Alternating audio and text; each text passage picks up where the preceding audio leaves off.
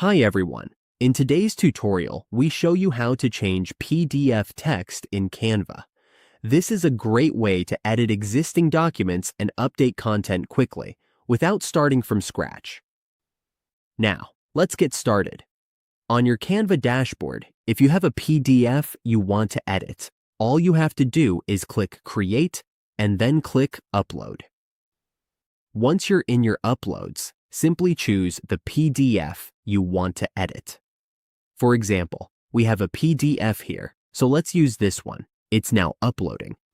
This will import your PDF into Canva and convert it into an editable format, so we can modify the text as needed. It's perfect for updating reports, resumes, or any document, while keeping the original layout and design. Now, once it's done uploading, all we have to do is click the PDF we want to edit.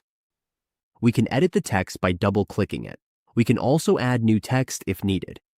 From here, we can edit the text and make any changes to the document. Once we're happy with the PDF, all we have to do is click Share and download it, so we can save or print the final version. And that's how we change PDF text in Canva. With this simple method, we can easily edit and customize our documents.